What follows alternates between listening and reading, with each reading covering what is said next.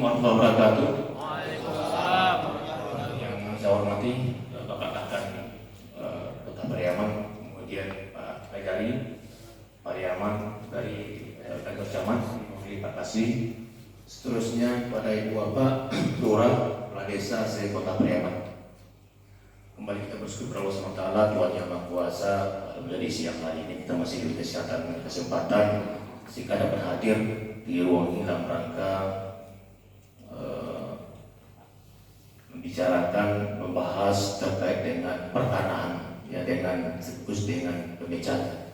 Kemudian salawat dan salam sampai kepada Ibu Sata Muhammad sallallahu alaihi wasallam, Rasulullah Muhammad wa ala Muhammad. Ibu Bapak yang saya hormati, langsung saja. Ya, sebelumnya saya mohon maaf yang sebenarnya yang harus hadir saat ini adalah Bapak Kapolres Pariaman karena beliau ada kesibukan lain sehingga hari ini diwakili kepada saya Kasar Reskrim Polres Pariaman itu Albi SMA. Namun tidak mengurangi hikmatnya acara kita siang hari ini. Lanjut pada slide 3. Baik. Jadi yang melatar belakangi terjadinya konflik atau tindak pidana terkait masalah pertahanan, di antaranya pertama yaitu semakin meningkatnya pembangunan kebutuhan terhadap tanah untuk fasilitas umum itu semakin meningkat sementara tanah terbatas. Kemudian yang kedua, tidak sesuai dengan fisik, ya, tanah dengan alasan kepemilikan yang terbit oleh jajaran kepala desa ataupun lurah. Kemudian terdapat perbedaan batas badan tanah dengan tanah milik orang lain. Itu juga termasuk potensi awalnya terjadi persoalan. Yang berikutnya adalah kurang telitinya dalam memeriksa alasan yang diajukan kepada pemohonan. Ini adalah warga masyarakat kita yang mengajukan alasan kepada Ibu Bapak selaku Kades atau lurah. Karena prinsipnya yang namanya sakit dan ada 3 yang saya pastikan sebagai alasan jika bakal terpilih sertifikat hamil saya. Pertama adalah lanji, yang kedua adalah sporadik atau sertifikat tanah, yang ketiga adalah sertifikat kaum. Ya, itu jika bakal 3 alasan itu yang menentukan persyaratan penting dalam setiap penerbitan SHM yang kemudian diajukan kepada kantor tanah.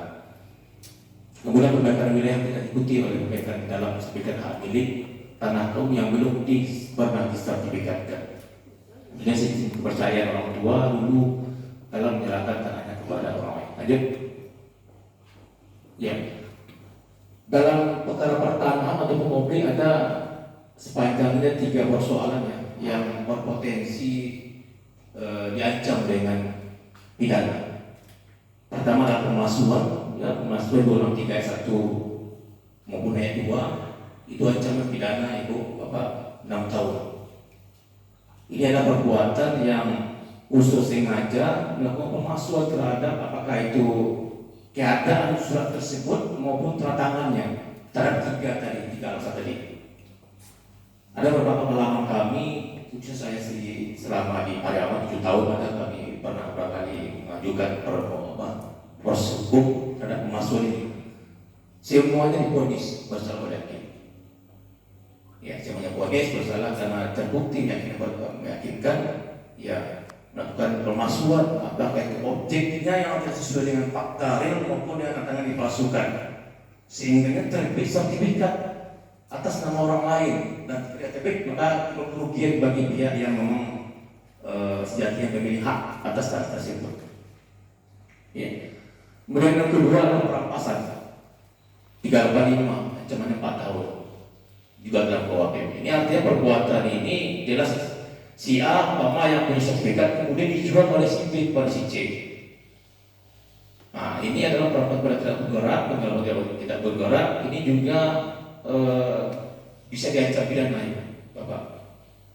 Ada juga ini kalau perkara ini memang jarang, pernah ada 1-2 kasus. Tetapi ini karena jalannya, karena yang si C ini harusnya dia patut menduga ini bukan punya miliknya si B. Kenapa dibeli sama si B? Padahal sebenarnya ada nama si A gitu. Jadi si B menjual pada si C, tapi pas tahu dari si A yang punya sertifikat dijual. Ini juga kita sangka pasal 385 dengan ancaman 4 tahun penjara. Kemudian terakhir adalah larangan pemakaian tanpa artinya si A ini dia punya tanah, punya lahan, kemudian si B menyerobot, menanami tanaman, kemudian atau membangun di atas tanah tersebut. Penyerobotan. Jelas ini adalah lokasi bidang tanah punya si A, kemudian si B datang, aku punya tanah, tidak ada bukti apapun. Mungkin dia ada dalam pengalaman kami, dia berasal nenek punya, dia pernah menguasai, tetapi adalah si A yang punya sertifikat secara hukum adalah dia yang memiliki, negara yang mengaku dia punya hak karena dia punya telah ber-SAN atas namanya. Lanjut. Ya, ini beberapa unsur pasal 23 1 yang 2, yaitu saya bacakan Bapak barang siapa mengusul palsu atau memasukkan surat yang dapat menimbulkan sesuatu hak, itu terbitkan sertifikat itu menimbulkan suatu hak.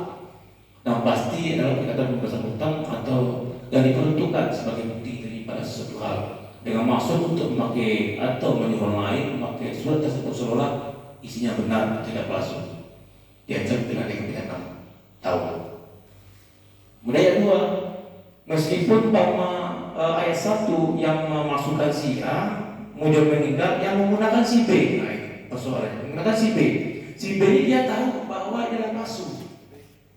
Meskipun dia tidak melakukan pemalsuan dan terkait langsung dengan pemalsuan surat tadi, tapi kita bisa dia dengan pasal 23 yang ancamannya besar, tidak ada beda dengan yang pertama. Nah, ini berapa kali sudah kita laksanakan proses kejadian menyiponis. Ya, karena dia punya niat jahat untuk menggunakan surat ini, sehingga kemudian ini suatu hak ya berupa SAR atas nama BI atau orang lain. Dengan timbulnya sertifikat itu, maka otomatis timbul kerugian bagi orang yang memiliki tanah tersebut. Lanjut. Ya, ini tentang perampasan tadi. Ya, atau lebih nanti juga dengan berupa kejahatan dengan pengelolaan negara seperti tanah, rumah, dan sawah. Ya, paling lama 4 tahun. Lanjut. Ya, nah ini yang saya sampaikan tadi dengan larang memakai tanah sebagai zebra itu memang ancamannya itu perpu nomor 1 tahun 60. Ini memang ancamannya cuma 3 bulan diberi, tetapi paling tidak upaya dalam untuk si korban pidana untuk memperjuangkan haknya. Ini juga diponis di persidangan nanti oleh hakim. Nyatakan kalau memang si tersangka atau terdakwa ini tidak berhak atas tanah itu. Meskipun ancamannya tidak begitu berat karena mungkin karena perbuatannya itu tidak terlalu berat atau ya harusnya memang ini perlu direvisi menurut saya, karena ancaman dia siapnya tanah punya sertifikat kemudian si B langsung membangun, mendirikan bangunan kemudian dengan fondasi. Ya, rata-rata perkara ini karena percobaan ini yang tidak memberikan efek jerah terhadap terdakwa. Percobaan 6 bulan. Terus bagaimana dengan fondasi yang dibangun dan dibuat oleh terlapor? Nah ini yang belum ada solusinya. Kalau tidak solusi itu kan pengadilan eksekutor yang banyak saya. Tidak sepanjang kami proses yang nama larang dipiring ini, penyerobotan tanah ini adalah percobaan. Nah, kemudian lanjut ketiga. Nah, ini upaya yang dilakukan untuk meminimalisir terjadinya proses pertahanan. Kita bisa lihat itu lebih teliti lagi dalam penulisan alasan yang diajukan oleh pemohon. Ini adalah perwakilan kepala desa, lurah. Setiap warga mengajukan alasan kepada kita, mohon dipastikan, dicek ulang bahwa itu tidak ada unsur dugaan pemalsuannya. Kita pastikan apakah memang punya si A dengan kesepakatan dengan siapa, apa dasar yang mengajukan itu harus dekat. Ya, kemudian kedua ada memastikan karena visi tanah dikuasai oleh pemohon. Jadi ada sporadik namanya. Kalau proses visi tanah pastikan kalau masih A ini atau turunnya yang memang menguasai sekian lama atas objek yang diajukan sertifikatnya. Yang ketiga tentunya dipastikan tidak melanggar rencana tata ruang. Ini tentu kita harus tahu mana yang tata ruang yang kita boleh sertifikat dan mana yang tidak. Nanti ini ranahnya kakak yang menyampaikan. Saya risiko karena Sebanyak 7 tahun saya di sini, udah kurang lebih 10 perkara pemalsuan yang yang kami proses, semuanya ada dipidana. Ini terbukti menserianya, niat jahat dari bahasa seseorang itu, apakah itu personnya warga masyarakat maupun kepala desa, tapi ini ternyata adalah kepala desa. Dan juga ada di sini terbukti oknum mafia. Waktu juga pernah beberapa bulan tahun yang lalu kita juga pernah mengungkap mafia tanah di Kota Pariaman. Ya, ini ngomong sebelum tidak pernah terungkap, zaman saya terungkap, saya langsung penyidik, sampai saya yang banyak penyidikan atas tanah. Jadi kami pribadi atau saya tidak mau ibu hadir pada pagi hari ini, siang hari ini tidak ada yang terlibat dengan perkara ini. Ya, 3 kasus ini apakah itu pemalsuan, perampasan maupun TBD, larangan larangan pembayaran perkara. Karena yang nama perdata itu sudahlah perbuatannya kita divonis, ya bersalah kita masuk penjara, juga tidak sampai di situ. Jadi bukan yang terpilih bisa kita batalkan betul atau untuk perdata. Yang pada akhirnya ya kita tidak dapat apa-apa, kita masuk penjara, sementara kita keluarga mendapat semacam sanksi sosial, haknya kita kembali kepada yang punya, maka mesti kita dapat rugi malah. Ya, makanya Ibu Bapak ketika melakukan perbuatan yang berpenting dalam melegalisasi aksa ini terkait dengan dalam kepala desa dan lurah. Ini saya sampaikan waktu-waktu dari sekarang, pastikan bahwa ini tidak ada permainan pemalsu segala macam. Kita kalau kita safety, setiap masyarakat datang kita cek ke lokasi, kita pastikan memang ini punya dia.